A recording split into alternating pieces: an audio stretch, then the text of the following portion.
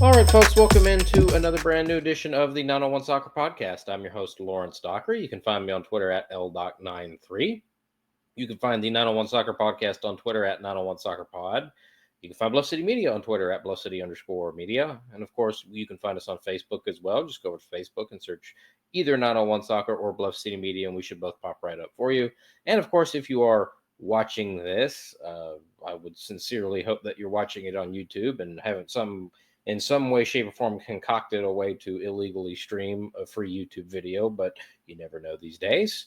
But if you are watching it on YouTube, as I most certainly hope that you are, please make sure to like the video, please comment on the video, and subscribe to the Bluff City Media YouTube channel, because we here at Bluff City Media, as good as our soccer coverage is, that's not the only service that we provide for you, the viewer slash listener slash reader in Memphis sports land. So again, lots of stuff from Bluff City Media. I'm not the only one here, so please make sure to follow along wherever and whenever possible. What we have for you tonight is essentially the season preview for the 2025 Memphis men's soccer team. Did the Memphis women's soccer team last week. They've already gotten their season off to a start. The men's team has just finished their preseason. They had 3 preseason games, all of which were at home, against Pearl River Community College, Central Arkansas, and Southern Indiana. Now, the scores and not published from those games. That's just a college soccer thing. That's not unique to the men's team at the University of Memphis. That's not unique to the women's team at the University of Memphis. That's fairly standard operating procedure, I gather. They decided not to publish the score, so I just don't feel comfortable sharing that information for you. But I was there for 2.5 of the 3 Memphis men's home preseason games. Fortunately, the third one was this past Saturday, where I've been out refereeing in Oxford in 112 degrees, and it got to be about halftime of that game against Southern Indiana, and the world started going a different direction than it was supposed to be going, and it made me feel not so great. And I said, I should probably go home, because I have to be back in Oxford tomorrow morning to referee more games in the 112-degree heat, and it would probably be better for me to not fall out here. So that's what I did. But I have enjoyed the 3 preseason games thus far. The Memphis men's soccer Twitter page has put up, we'll call it highlights. It's really just goal clips, which is something that I think is a great idea that they should have been doing a long time ago, and I'm glad to see that they're doing it now. That is something, some conversations I had with the folks over at the University of Memphis on the men's soccer side, and there was a desire to figure out how to get what are now homeless Memphis 901 FC fans out supporting the soccer programs at the University of Memphis. And one of the suggestions was there's got to be more video, not just video content for the sake of having video content, but hey, if you're somebody that wants to get involved in supporting the soccer programs over at the University of Memphis, you're going to want to see what's happening at the games that you can't make it out to. And so for them to, throughout the preseason, post video of the goals that were scored, I think is fantastic. And so I'm glad to see that they've been doing that, and I hope that continues. Because, it's one thing to just read about it in something that I've written, or to hear me talk about it here on the show, or to just see a final score graphic on Twitter. It's something else to actually see a player that you can identify put the ball into the goal. So they've done a very good job at that so far this year. Another one of the suggestions was you have to give people something tangible, like physical, tangible, that they can put their hands on. I know that's like a thing nobody likes doing now in this amazing, awesome, super duper digital age that we live in, and I hate it. Tangible can not be taken away from you at the click of a button. Different discussion for a different day, and that extends well beyond sports. But it's something that apparently they liked the idea, because at that first home preseason game against Pearl River Community College, they had schedules that they were handing out to people. And this is probably going to appear backwards on the screen, but it's okay. 2025 schedule, and then it's got the home schedule, and then just a picture of somebody getting ready to play a game. So I already knew what the schedule was. I had several different write-ups with several different iterations of home schedules, combined schedules, home and road, home only. But I went ahead and took this because if they're going to go to the trouble of putting these together, I'm going to go ahead and take one to make it seem worthwhile. And I hope a lot of other people did too. I don't think they were handing these out at the second or third preseason games. Maybe that's because they got rid of all of these at the first one. I don't know. But a couple of the suggestions that were sent their way, they seem to have listened and are doing them. Now, whether that translates to a full house every time, I don't know. I certainly hope that it does. And as is the case with all of the women's games, all of the men's games are free to park, free to get in. Concessions are the same price in the same place. So if you are somebody that only wants to support one or the other, I don't know why that would be the case. I would prefer that you support both. I think the administration and the athletic department would prefer that you support both. But if for whatever reason you only want to support one or the other, I can't stop you.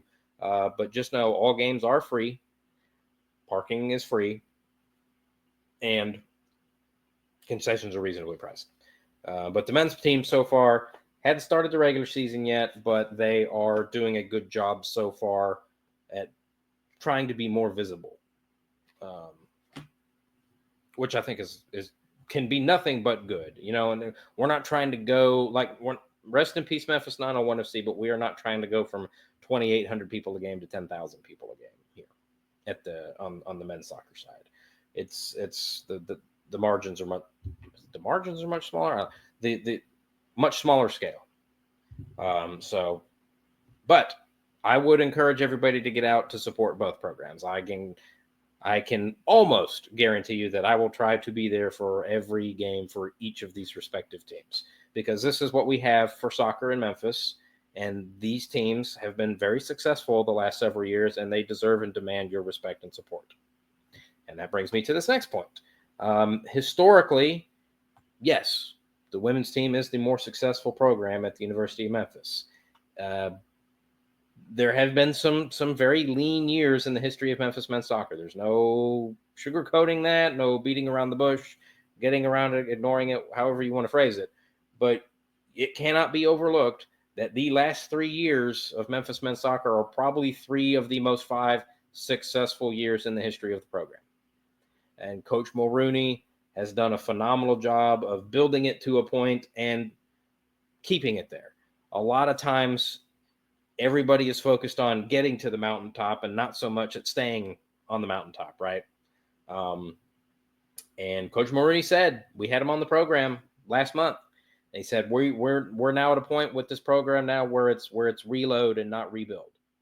And that was music to my ears. Because, you think about it, right? They had, I think, 2 NCAA tournament appearances ever.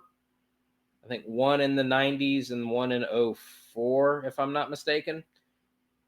And then you go back to back. In a 2-year stretch, you matched your total number of NCAA tournament appearances from the previous however many years of the history of the program. And it's a program that I think goes all the way back to at least the 80s, perhaps longer. And in 2022, they went to the NCAA tournament and lost an overtime game, if I'm not mistaken, on the road in St. Louis. And for those of you that don't know, you may think, oh, St. Louis, yes, they don't have a football program, or they don't have an FBS football program. I'm not sure if they're somewhere down in the lower divisions. Memphis fans will know the Penny Hardaway and the basketball program just went up there 2 years ago, I think, and beat them. But perhaps more infamously, in 2012, the Josh Pastner-led Memphis Tiger basketball program lost to St. Louis in the first round of the NCAA tournament. I believe the late, great Rick Majerus was the coach of that St. Louis team. But on the soccer side, St. Louis is probably one of the oldest, best soccer hotbeds in this country, going back to the turn of the previous century. I did an episode a couple months ago where I talked about several of the soccer books that I'm reading, and I'm in the middle of reading one right now called Distant Corners by a guy named David Bongaren. And even early 1900s, St. Louis was a hotbed of American soccer support. And a lot of the guys on the 1950 U.S. World Cup team that upset England down in Brazil were from St. Louis. So it's no surprise then that St. Louis University has a tremendous soccer history. And Memphis 3 years ago in the NCAA tournament was right there with them into overtime of the first, like at their house. So that was an impressive reappearance, I guess you could say, at the NCAA tournament. And then 2023, really from start to finish, Memphis was a very good team that entire season. Couple of big road wins early on up in somewhere in Wisconsin. They beat Northern Illinois, and then I think they had one more road win. They started out first 3 or 4 games on the road in 2023, if I'm not mistaken. Then they started off conference play a little bit rough, and then they stepped out of non-conference, and we'll talk more about this team in a minute. They stepped out of non-conference, went on the road to a top 10 Missouri State and beat them. And that's another thing that's been impressive the last several years about the Memphis men's soccer program. It's not just that they went to back-to-back NCAA tournament appearances, had back-to-back NCAA tournament appearances, won an NCAA tournament game at home in 2023 against SIU Edwardsville, who I might add had been ranked in the top 25 and was unbeaten the entire season. They didn't lose a single game until they came to Memphis, and Coach Mulrooney's guys went up 2-0 in the first however many minutes and held on for a 2-1 win. First NCAA tournament win in program history. They went on the road and they got eliminated by North Carolina, but there's no shame in that because it's North Carolina. And then last year in 2024, they got off to a horrendous start, and I think Coach Mulrooney would be the first one to tell you that things were looking rough there for a minute, but they figured out a way to figure it out, I guess is a good way to put that. Figured out how to figure it out, and they got in the conference play, and they won the AAC regular season title. So in a 3-year stretch, you have 2 NCAA tournament appearances, an NCAA tournament win, over 1,000 people show up at your home stadium for that game, and then the following year, you win the AAC regular season title, host the conference tournament semifinals and final, and by the way, a couple of times in those 3 seasons, you knock off top 10 teams. Even last year, Charlotte was, I think, number 9 in the country, and they beat them. So they are at a point now where maybe the win-loss record last year wasn't so great. I think maybe they were a game over 500. But there's things that you can point to that say this is a program that is trending very much upward, very much in the right direction. NCAA tournament in 22, tough overtime loss in the first round against a historic program. Hosting the NCAA tournament in 2023, getting your first NCAA tournament win, again, 1,000 people showing up. That's not something that happens very often for the men's team, and despite all their success, doesn't happen super frequently for the women's team either. So that is a very nice feather in the cap for Coach Mulrooney and his squad. And then last year, you win the conference regular season title and host the conference tournament, and you've knocked off another top 10 team. Those are all things that you can look at and go, feel good about the state of the program. And again, Coach Mulrooney said it. We are now at a point where it is reload and not rebuild. And that's a fantastic place to be. Now, like I said earlier, the focus is always getting up here and not so much staying up there. 3 years, I think if you can have a good showing this year, be it win another regular season title, go back to the tournament, some form of that, I think that will speak to the staying power of this program. And if you can have both programs both soccer programs at University of Memphis with staying power, as the person who covers soccer in this town, that's fantastic to me. And if you can have a good year this year, especially if you're the men's team, if you can have a good season this year with the World Cup coming to the U.S. next year, I think the support for the 2026 Memphis team can be fantastic. But the biggest news of the offseason for Memphis soccer is the stadium project. And yes, this is a project that is being really spearheaded by the success of the women's program. It's being named after a former women's soccer player at the University of Memphis, but the men's program plays here too, right? And they are at probably the peak so far. Maybe not peak for all time. Hopefully, looking forward, we'll look back at this point in time as the starting point and not the peak. But you've got two really good soccer programs over at the University of Memphis. There's not a better time for the stadium to be coming along. And yes, if you are interested in putting your name on something or donating money or looking into the blueprints or the renderings or the layout or whatever you want to call it, and go to lisaslight.org, because yes, it's a women's soccer project. They're the ones that are spearheading it, but the men's team stands to benefit from it too, and they also add value to it. Like I said, they drew over 1,000 people for an NCAA tournament game, and there's no reason to suspect that can't happen again.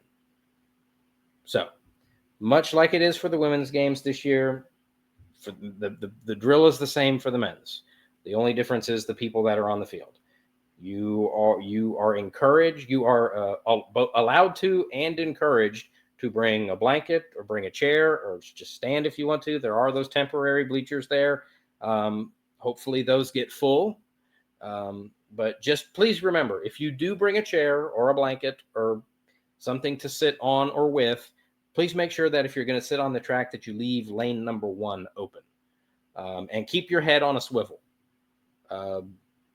Don't want anybody, on their phone and a rocket coming off at 50 miles an hour and taking your head off, as that would be tragic, and we would hate to see that happen. So if you're going to sit at field level on the track, please come prepared to fully pay attention to the game.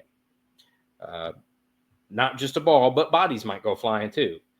As somebody I have never refereed a college game, but I've refereed a lot of older age group boys games in my time, and they just go flying with reckless abandon, chasing for a loose ball or what have you. So if you're sitting trackside, like we're talking horse racing, if you're sitting trackside, please be prepared to pay attention fully to the game and not be on your phone or visiting or chit-chatting or socializing. You're more than welcome to do that, but just be aware of objects leaving the playing field. And when you're at a stadium like AutoZone Park or the Liberty Bowl, or the odds of you getting hit by something are much lower because you're way up here. No, at the Billy Murphy Track and Soccer Stadium, you're right there. So be prepared. So, what do we actually have in store? Who are the Tigers playing this year? Well, their non-conference schedule it doesn't have the names that the women's team does, and that's fine. That's not anything the men's team can control, because quite frankly, there are only 2 SEC teams that have a men's soccer program. I believe it's Title IX issue, and that's South Carolina and Kentucky, and they both compete in the Sun Belt. I think if that would be amazing if the American could figure out some sort of way to get them in there, because that would be huge, but that's a different topic for a different day. But what we do have is the men's team opens up on the road on Thursday. They're up on the road in Nashville against Lipscomb, who they have traditionally had some battles with. I don't know that they've really been too terribly successful in those battles. But one of the interesting things about men's college soccer is that a lot of the more successful programs are not universities or athletic departments that have big time football programs. I mean, just look at some of the teams that Memphis is playing in their non-conference schedule. They're playing only one what we would call power conference opponent. We'll touch on that in a second. But you see Lipscomb, Belmont, Mercer, Evansville, Indiana, Florida Gulf Coast. No, this is not 2013 Dunk City, Florida Gulf Coast. But You look at the reigning national champions. Look at the national championship game last year. The national championship game was Vermont and Marshall. And Marshall does have an FBS football program, but nobody would confuse them. This is not the Randy Moss, Thundering Herd. Though the Marshall soccer program did have Liniger Rodriguez dos Santos, former Memphis Tiger, on their team, who was a very big part of that 2023 season for the Tigers. But Vermont won the national title. And then I don't remember who, but I remember one of the other Final Four teams was Denver. No, not like the Colorado Rapids. No, just like Denver. I don't know if it's UD or DU, but Denver. So Denver, Vermont, and Marshall were three of your Final Four teams last year. So why not Memphis? I mean, Memphis football is more successful now than it ever has been, but they're still not in what we would call a power conference. So why not Memphis men's soccer? Get in on that trend, follow along with it, whatever you want to call it. But make no mistake about it. Just because these opponents in the non-conference schedule are not teams that you associate with power football does not mean that these are all just gimmies. Now, should we expect them to compete and do better than they did last non-conference, do better in the non-conference than they did last season? I think that's a perfectly reasonable expectation, especially when Coach Mulrooney has said, reload, not rebuild. Plus, you get a number of these at home. I do wonder how much home field advantage matters in college soccer, but you don't have to travel, obviously, and they're attempting to do a good job at getting more people to the games. So better at home than on the road. That first home game against Belmont on the 24th, that's Sunday. That's the first game of a doubleheader with the women's game immediately after. And the next game on the 28th against Mercer. Again, first game of a doubleheader. But the big one of the non-conference, and it does come back to a power school, is they're on the road at North Carolina. That's interesting because, North Carolina was the team that put them out of the NCAA tournament 2 years ago. That's a power conference opponent, and not just any power conference opponent, but, a power conference opponent that has a lot of history. They've got 2 national titles, 8 or 9 college cups, which is the Final Four essentially, and I think 18 of the last 19 NCAA tournaments they've made. This is a very consistent, very successful college soccer program, and they're on the schedule for Memphis this year. That is a very, very, very big deal. And an even bigger deal, something that Coach Mulrooney, I guess you could say, broke the news with us here on the 901 Soccer Podcast, is that Memphis gets a return game from North Carolina next year. So the Tar Heels will be coming to South Campus in 2026. That's massive. That is absolutely massive. That's one of the biggest brands in the sport coming to your place. That's a big deal. And especially for a program like Memphis that consistently has to deal with not being in a power conference, which means frequently the power conference teams don't want to play you because they're afraid they might lose, but also think they're too good to play you. It's a very irritating thing. And when they do decide to play you, you can come here and play us, but we're not going to go there. So for Coach Mulrooney to land essentially a home and home with North Carolina, absolutely massive. But I think we're at a point now where we can and probably should expect a fairly decent showing in the non-conference. I don't think anybody would be upset with a loss at North Carolina. Please don't go out there and get your brains beat in. But they didn't get their brains beat in the tournament 2 years ago, so there's no reason to suspect that that's going to happen now.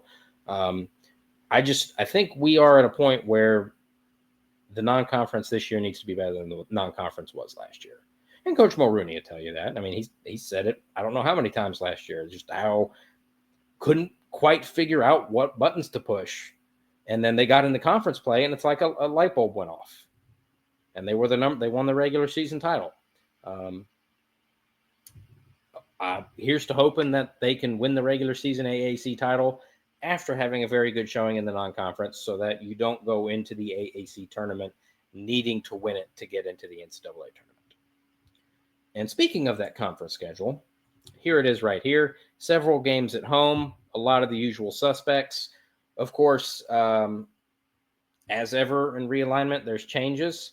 I don't think the men's side of the AAC lost anybody this year, but they did pick up a really big addition. They were able to add Missouri State.